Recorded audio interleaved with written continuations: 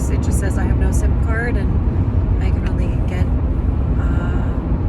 Wi-Fi stuff. And a few weeks before that, I took my car in for a routine check and was told never to drive it again with the state that it was in. And no, that was longer ago. That was a couple months ago now. And since then, I have fallen in love, flown in love. The car that I'm driving is my now partner's.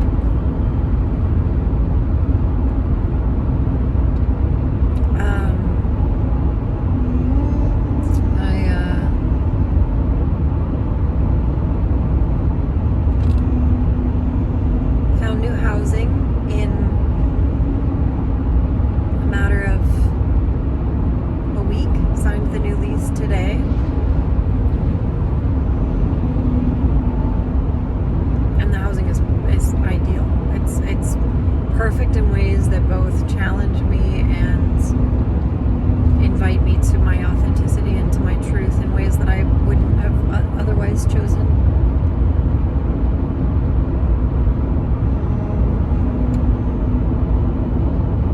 The first day that I said I would commit to the new housing, the rent was $1,200 a month. I asked to wait 24 hours to sleep on it, even though it felt perfect, just because I need that. I need to give myself grace and time. The next day, it had lowered by $100 a month. When I went in to sign the lease, there were a couple things on the lease that weren't what we had talked about, and so I wrote little notes on them and said, I'll come back and sign it again if those things are okay. She said they were okay. When I had gone back to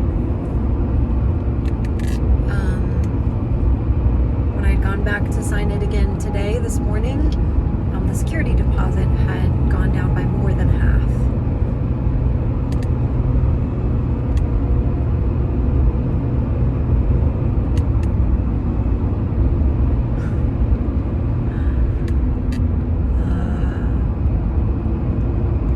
Figuring things out with my partner and whether we'll move in together or not.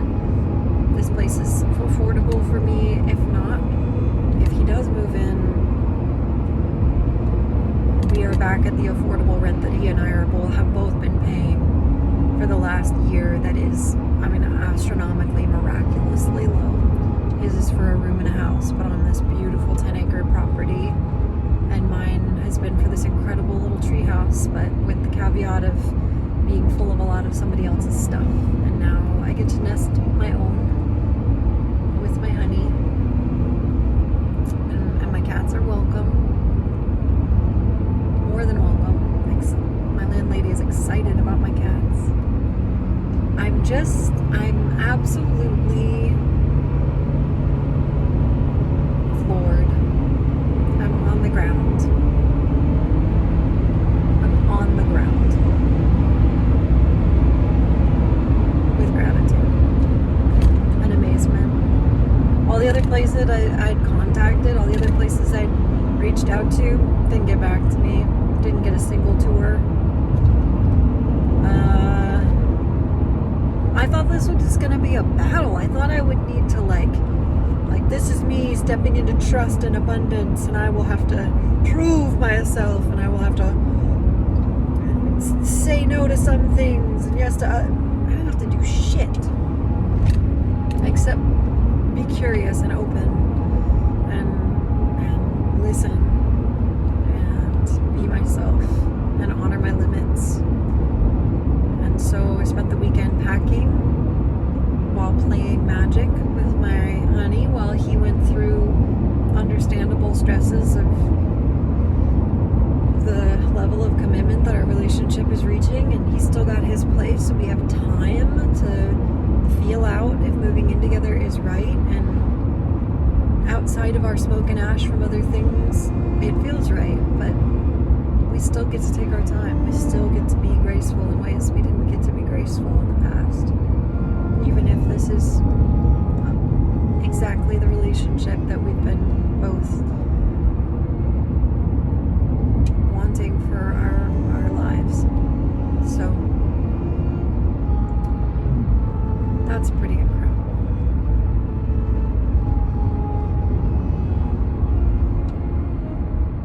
Tomorrow I go in, thanks to the encouragement of my bosses and my supervisors and everyone in my corner. I go to meet with the executive director of the nonprofit that I work at part-time to talk about increasing my pay and decreasing my hours, which I already work less hours at this job than I've ever been obligated to work before. And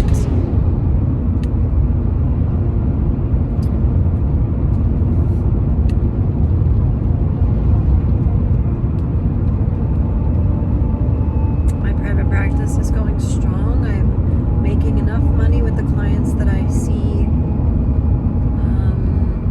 using their insurance that I also get to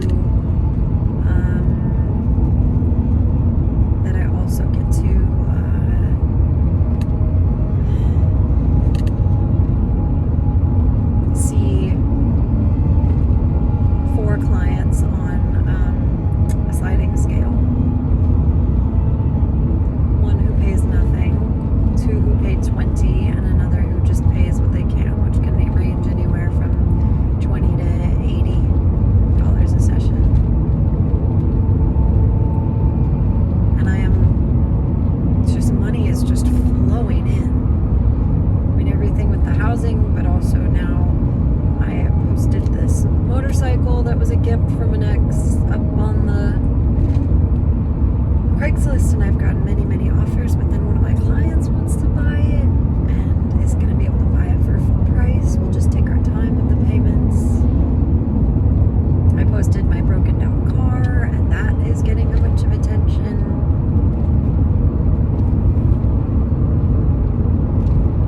I got paid more than I expected this paycheck for holidays that I'd forgotten to account for.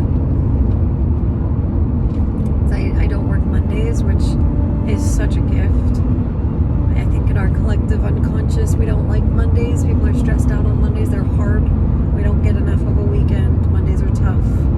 And so taking Mondays off, even when I've only had Sunday, Monday as a weekend, has changed my life. And you can go do stuff, and stores are open and things. And now I will have Saturday, Sunday, Monday off. I've moved all my clients to particular days where I get to have a 3-day weekend. That's wild. So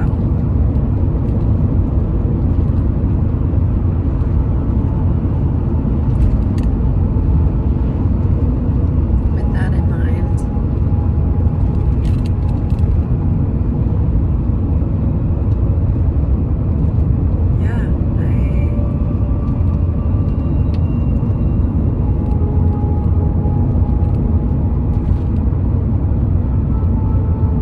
entered into a sweepstakes for the van life community to win their VW bus and $20,000. And today I was driving and I was just imagining that bus parked outside my new home. Imagining taking it down to Oregon Country Fair. Imagining using it to park my honey and my bikes. There's no space for it in the new place. The new place is so tiny. It's so little. It's so perfect. It's so little. Yeah. I don't know what's gonna happen, but I feel like this is only the 2nd day of July, and July is the month of luck this year, the month of change, the month of magic.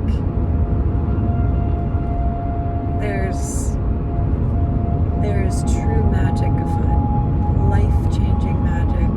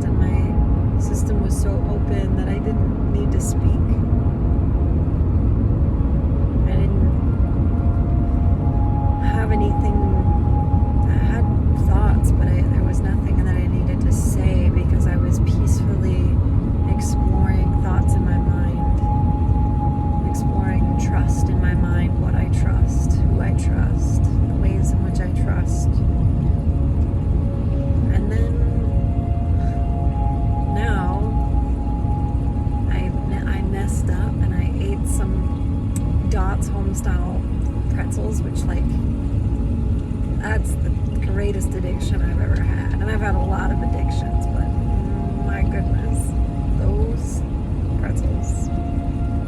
Woo! I literally could not stop. I got so sick eating them. It's like, it's not, it can't be the pretzels.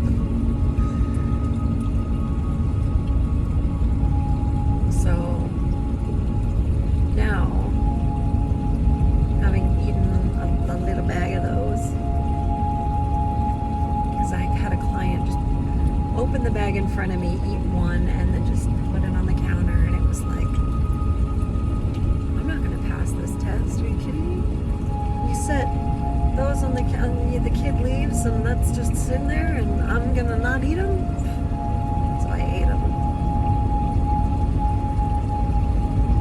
And then pretty quickly regretted it. I don't know if regret's the right word, but pretty quickly swole up in my face and felt my throat get raw. And then still went and got a New York bagel from the nearby Dosey Grind coffee shop, which is the best coffee shop in the Pacific Northwest, in my opinion, in Brennan. And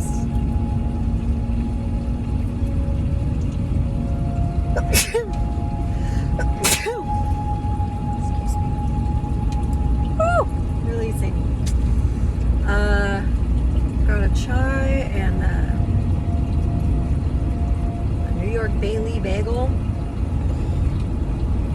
Gruyere and caramelized onions and melted butter. I mean, like literally all the worst things I could have done to my throat. My throat is so raw, but it's not blistering. It hasn't gone too far.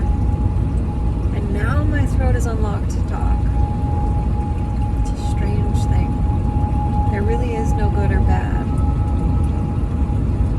Sometimes we need the inflammation. Sometimes we need to mess up and be human and be humbled.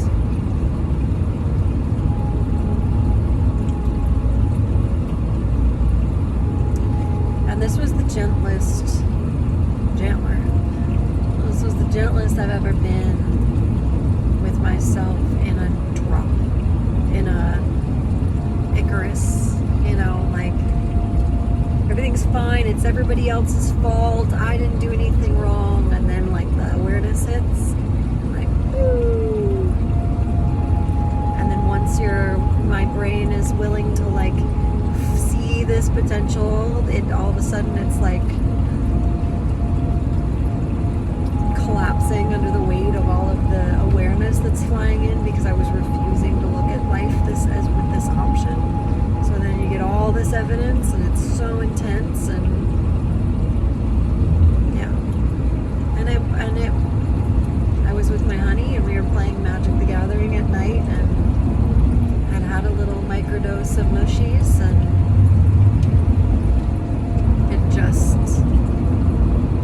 he had the music going, and it just hit me. Paused the game, and it was like, oh, I fucked up.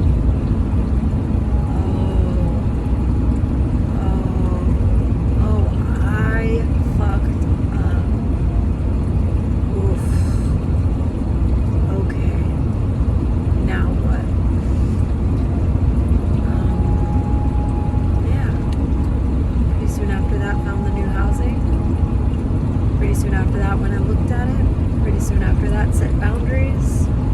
Was gentle with myself, even in the yay, which then ended up with even a more abundant, financially responsible situation. So anyway, I'm amazed. I'm in wonder with how life can be when I get out of my own way.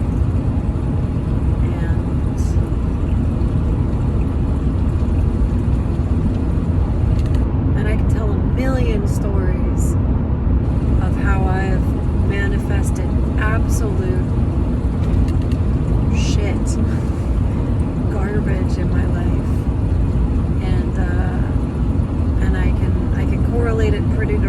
to the garbage that was going on inside of my mind. The garbage I was putting into my body. Plenty of other reasons. So it's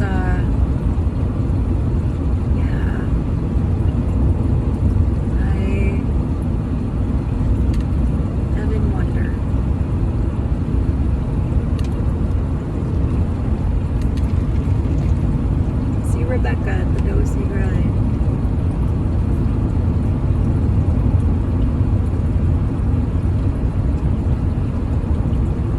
She takes her coffee very seriously. This is nothing for her. This is just mixing things together, although she makes me something really sweet, but sweet as in kind, not sweet as in very sweet flavor wise.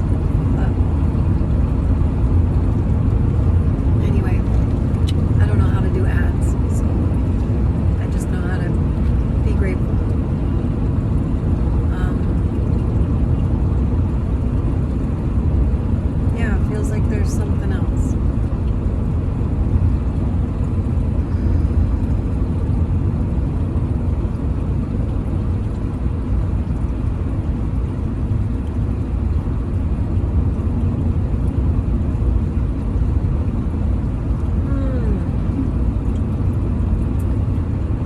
I was hearing in my mind, you are here to be a light. And I was curious if that was something that I was meant to say to folks, because obviously that's true about anybody who is watching this, because I'm a reflector, and so if it's true about me, and that's a message I've been receiving a lot recently, then it's true about you. That's how being a reflector in human design works. But no, it was an opportunity for me to understand that statement a little more clearly. A light is not inherently good or bad. A light just means an ability to see. The things that we like or don't like or judge are the things that then we see. So it's not like light or dark can be inherently good or bad. It's that the things that are revealed to us or hidden to us by the light or dark can be painful or joyful. Here to be a light sounds like an opportunity to allow people the opportunity to see. And that takes the pressure off to be good all of the time. It takes the pressure off of behaving toxically positive or spiritually bypassing. It takes the racism out of it, which if you haven't looked that up or studied, there's racism inherent in New Age spirituality as well. It's in everything. And not honoring that or facing that means we have some bias and some ignorance and some denial, and do that work. It's really good work, and I promise it will liberate you in so many ways, and help the world. So, and please don't ask or make a person of color do that work for you. Do your own homework. There's a million incredible teachers out there doing the work and getting paid for it. Don't make your friends or coworkers or anybody else do that for you. Just a little advice. Take it or leave it, obviously, but so being a light means allowing people to see and hear and experience, know, or at least experience something maybe different or true. That is a non-scary version of sharing myself that I really like. I don't have to be light as in positive. I don't have to be good vibes only, because fuck that. They did the research on the highest vibration that the human being can emit. And it's not positivity. It's not joy or love. Those things are high. But the things that made someone's experience and expression the highest vibrational version of it was authenticity, was meaning.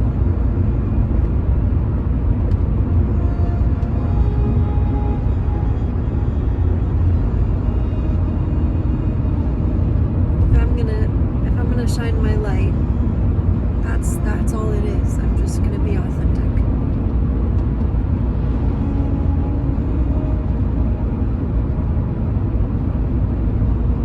Because it's possible to be authentic, and I didn't think it was possible to be authentic. I thought I was insane. That there were 85 different me's, and I didn't know which was me, and I couldn't control when they showed up or how they showed up, and gosh, I was just watching myself torpedo relationship after relationship and run from job after job, and I don't regret my journey. I see the magic of it all, and to know now, to see now, to show all of my parts now that this is possible, to have authenticity, to feel in alignment, to hear my intuition and listen to it and then follow it most of the time.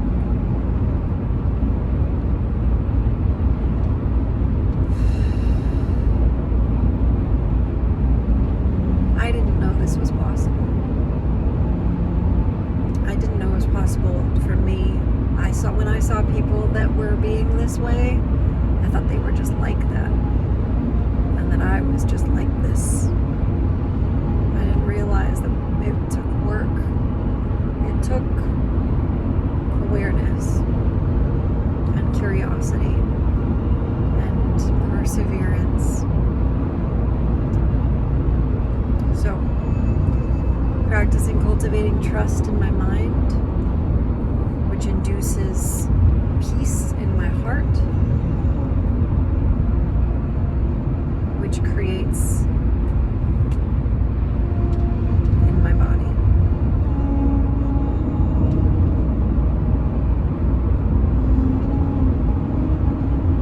I get ecstatically creative in my body when there is trust in my mind and peace in my heart. And those things sound really cheesy, but I mean them with the mind of a scientist, as someone who has studied these things. What does trust involve? What does it actually look like in practice with ourselves and with others? And if you're curious, internal family systems work will help. Attachment-based family therapy helps. EMDR helps. Loving What Is with Byron Katie, the work helps. There's a million other ways. Those are not the golden tools. They're just the ones that have worked for me and my brain, my neurospicy and for a really long time mentally ill brain. So if you've made it 25 minutes and 25 seconds long with me, thank you. I can feel you. Feels like we're all standing in a circle holding hands, just passing the energy between us in a really gentle way. And I can feel you, and they're concentric circles because there's us, and then there's all of our ancestors holding hands around that, and all of our guides, spirits, animals, and plant allies, and mentors, and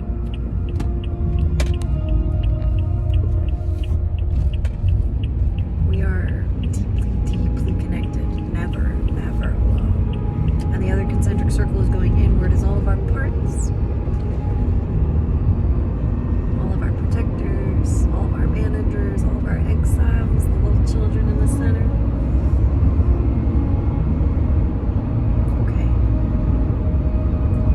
Thank you for your time and your energy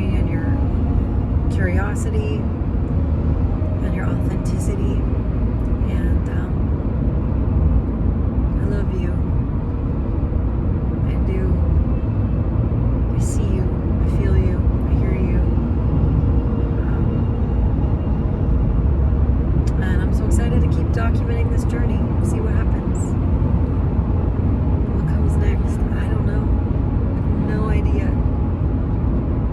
I'm not even trying anymore, and maybe that's why it's working. There's just magic abound. And I'm allowing myself to experience